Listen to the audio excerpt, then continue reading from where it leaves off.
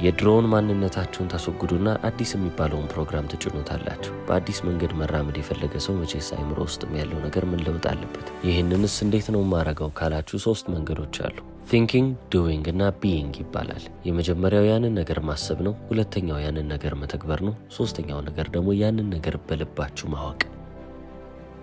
በየቀኑ አዳዲስ ሐሳቦችን እናስባለን። በተደጋጋሚ ከምናስባቸው ሐሳቦች መካከል ሕይወታችንን እንዴት መለወጥ እንችላለን ወይንስ የተሻለ ሕይወት እንዴት ማግኘት እችላለሁ የሚለው ሐሳብ ሁላችንም ጋር አለ ብዬ አምናለሁ። ወደ ተግባሩ ገጽ ደግሞ ስንመጣ ተግባሩ ላይ የለንበትም ማለት ይቻላል። 90% የሚሆነው ሐሳቦቻችን ወደ ተግባር አይለወጡ። የአእምሮአችን ቋንቋ ሐሳቦቻችን ናቸው። የሰውነታችን ቋንቋ ደግሞ ስሜታችን ነው። ስለዚህ አሁን በአብዛኛው ጊዜ የሚፈጠረው ነገር አእምሮአችን ሰውነታችን ውስጥ ታስሮ ይቀመጣል። ምንጊዜም ቢሆን ከሐሳባችን ይልቅ ስሜታችን ኃይል አለው። ለዚህ ነው የሰው ልጅ እቀየራለሁ እለወጣለሁ ብሎ አስቦ መለወጥ የማይችለው። ወደ ተግባር ለመሄድ ሲያስብ ማሰቡ ብቻ በቂው አይደለም። ስሜት የሚባለው ነገር ያስፈልጋል። ስሜታችሁና ሐሳባችሁ አንድ ገጽ ላይ ካልሆኑ ወዴትም ልትሄዱ አትችሉም። ስሜታችሁ ባለበት ቦታ ሁሉ እየሄዳችሁ ትቀጥላላችሁ። ያ ማለት እናንተ የምታስቡት ነገር የስሜታችሁ ተቃራኒ ቢሆንም እንኳን አሁንም ስሜታችሁ ያሸንፋል። ስለዚህ አእምሯችን በሚያስፈልገን ሁኔታ ላይ ስሜታችን ስለሚያሸንፈን ኢሞሽናል እንሆናለን ማለት ነው።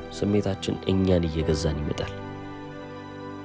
ለምሳሌ እናንተ በህይወታችሁ የምትፈልጉት ነገር አለ ልበል። ምናልባትም መልካም ትዳር ወይንም ደግሞ ፍቅር ያለበት ህይወት አሊያም ደግሞ ስኬት ሊሆን ይችላል። እነዚህን ነገሮች መፈለጋችሁ ጥሩ ነው። ነገር ግን ይህንን ነገር እውነታ ለማድረግ ምንድነው የሚያስፈልገኝ ካላችሁ መጀመሪያ አእምሯችሁ ውስጥ እየተፈጠረ ያለውን ነገር መገንዘብ አለባችሁ። አእምሯችሁ አሁን እዛ ቦታ ላይ እንዳትደርሱ እያረጋችሁ ነው። ያንንም የሚያረገው ደግሞ አሁን በመታስቡት ሐሳብ ነው። ስለዚህ ያንን ሐሳብ ትለውጡታላችሁ በአዲስ ፕሮግራሚንግ። ያንን መሆን የምትፈልጉትን ሰው እንደሆናችሁ ሰው ያንን ገጽታ ያንን ማንነት እንደተላበሰ ሰው መሆን ይኖርባችኋል። በአእምሯችሁ ደረጃ ይህንን ነገር በደንብ ካወቃችሁ በኋላ ሰውነታችሁ ይህንን መልመድ አለበት ማለት ነው። ሰውነታችሁ ደግሞ እንዴት ነው የሚለምደው? የሰውነት ቋንቋ ስሜት ነው አላልኳችሁ? ስሜት የሚባለውንም ነገር ትጨምሩበታላችሁ። የሰው ልጅ በልቡ እንዳስበው እንዲያው ይሆናል ይባላል አይደል? ስለዚህ የሁሉም ነገር መነሻ ሐሳብ እንደሆነ እናውቃለን። ነገር ግን ሐሳብ ብቻ በቂ አይደለም። ኢሞሽን ወይንም ስሜት የሚባለው ነገር ሲጨምር ያሰብነው ማንኛውም ነገር እውነታ ይሆናል።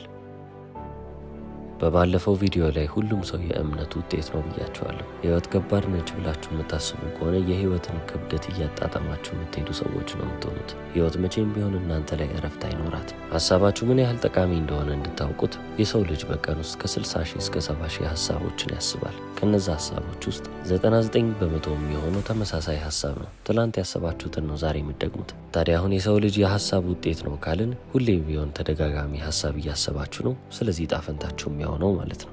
በህይወት የምታደርጓቸው ምርጫዎችም ሆነ ውሳኔዎችም የሚነሱት ከሐሳቦቻችሁ ነው። ሐሳቦቻችሁ ምርጫዎቻችሁን ያመጣሉ። ምርጫዎቻችሁ ወደ ባህሪ ይለወጣሉ። ባህሪያችሁ ደግሞ የእናንተን የህይወት ተሞክሮ ያመጣላችኋል። ያ ተሞክሮ ደግሞ ወደ እናንተ የሚያመጣላችሁ ስሜት አለ።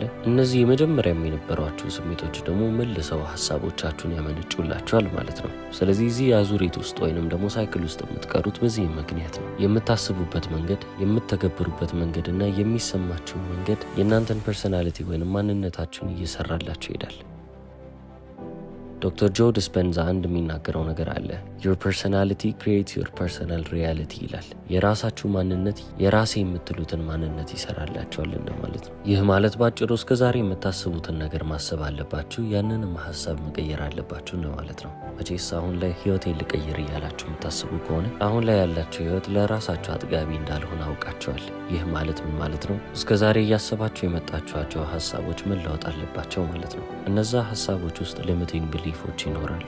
ራሳችሁን ገድባችሁ የያዛችሁበት በጣም ብዙ ሐሳብ ይኖራል ማለት ነው። እነዚህ ሐሳቦች ናቸው እናንተን ወደ ኋላ ህይወታችሁ እየጎተቷችሁ የሚያስቀሯችሁ። እናንተ የድሮውን ህይወት እያሰባችሁ እንድትኖሩ የሚያደርጓችሁ እነዚህ ቢሊፎች፣ እምነቶች ናቸው። የለውጥ ሁሉ መጀመሪያ አዌርነስ ነው። ግንዛቤ ሊኖራችሁ ይገባል። ኮንሽስ መሆን አለባችሁ። በእናንተ ውስጥ እየተፈጠረ ያለውን ድራማ ቁልጭ አድርጋችሁ ልትመለከቱ ይገባል።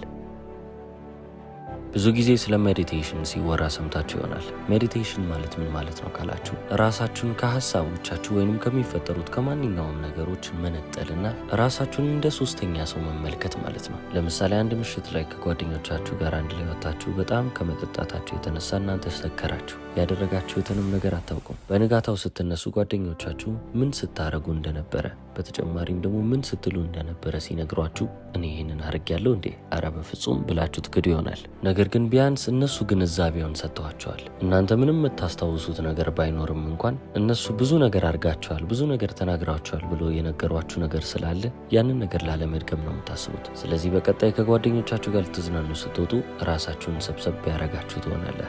ብትጠጡም አሰክሩም ማለት ነው። ስለዚህ አሁን ይህ ምን ይባላል? ሞዲፋይንግ ዩር ቢሄቪየር፣ ባህሪያችሁን ማሻሻል። በፊት የነበርኩበት ቦታ አለ፣ ያመጣሁትም ውጤት አለ፣ አሁን ግን እንደዛ አልሆንም ብላችሁ ራሳችሁን ሰበስባላችሁ። በሪያሊቲ ክሪኤሽን ውስጥም ተመሳሳዩን ነገር ነው የምታደርጉት። በፊት እንደዚህ አይነት ሀሳብ አስብ ነበር፣ አሁን ግን አውቄዋለሁ፣ ስለዚህ አላረገውም።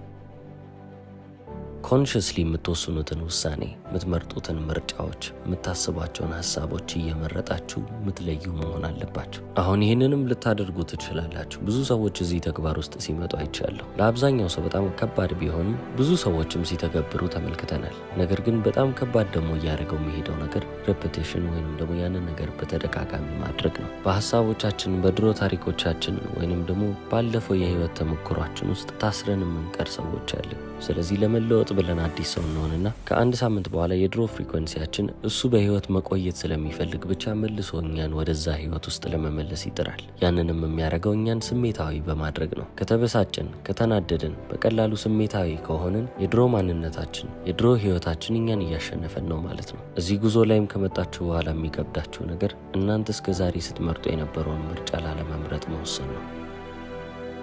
መሰላቸታችሁ አይቀርም። የሆነ ሰዓት ላይ በቃኝ ማለታችሁም አይቀርም። ነገር ግን ወዲያውኑ ወደ ድሮ ማንነታችሁ ስትመለሱ ህይወታችሁም እንደማይለወጥ አመናችሁ ማለት ነው። ከእምነቶቻችሁ መካከል አንዱ እሱ ሆነ። ህይወት በትክክልም የምትፈትናችሁ የዛኔ ነው። በስሜቶቻችሁ የምትፈተኑ ሰዎች ትሆናላችሁ። አሁንም ወደ ድሮ ህይወታችሁ፣ ወደ ድሮ አስተሳሰባችሁ፣ ወደ ድሮ አመለካከታችሁ ተስባችሁ እንድትሄዱ ይፈልጋል። ማን ነው ይህንን የሚፈልገው? የድሮ ማንነታችሁ ወይንም ደግሞ ኦልድ ፍሪኩዌንሲ እናንተ ውስጥ ፍጥረት ሆኗል ብያቸዋለሁ። ስለዚህ መኖርን ነው የሚፈልገው። እንደ ሰው ልጆች ደግሞ አሰራራችን አንፕሬዲክተብል የሆነ ነገር አንወድም። የማናውቀው ነገር፣ ያልገመትነው ነገር ከፊት ካለ ደስ አይለንም። ያንን ከምንመርጥ የምናውቀው ነገር ግን ህመም የሆነብንን ነገር ብንቀበል ይሻለናል። በዚህ ሰዓት ላይም ህመምን እኔ ለምጄዋለሁ ወይንም ደግሞ ህመም ለእኔ ጥሩ ስሜት ያመጣል ብለን እናስብ ይሆናል። የምናውቀው ነገር ስለሆነ ጥሩ ነገር ነው ወይንም ደግሞ አስፈላጊ ነው ማለት አይደለም። በአጠቃላይ ጨዋታችሁ የሚሆነው በአይምሯችሁና በሰውነታችሁ መካከል ነው። አይምሯችሁ ለሰውነታችሁ ወደፊት ይህንን ነው የሚመስለው ብሎ ወደፊት የጠበቀውን ህይወት አሁን ላይ ሊያሳየው ይገባል። ያንንም የሚያደርገው በስሜት በኢሞሽን ነው። ያ ነገር እንደተፈጠረ አድርጋችሁ አሁን ኢማጂን ካረጋችሁ፣ ስሜቱን ካመጣችሁት አይምሯችሁ ያ ነገር የምርም የተፈጠረ ይመስሏል። ስለዚህ ሰብኮንሽስ ማይንዳችሁን ኢምፕረስ አረጋችሁት ወይንም ማረካችሁት ማለት ነው። ለዚህ ነው ባለፈ ነገር መበሳጨት የለባችሁም የሚባለው። ላለፈ ነገር መበሳጨት ስትጀምሩ ብዙ ስሜቶች በውስጣችሁ ይረማምዳሉ። አይምሯችሁም ደግሞ ያ ነገር ድጋሚ በህይወታችሁ የተፈጠረ ይመስሏል። ስለዚህ አሁንም እዛች ሳይክል ውስጥ እንድትቀሩ ያደርጋችኋል። ማንነታችሁን ቀይሩ። ከዛም ደግሞ የእናንተም የግል ህይወት እውነታችሁም ይለወጣል። እስከ መጨረሻው ስለተከታተላችሁ አመሰግናለሁ። ቻው።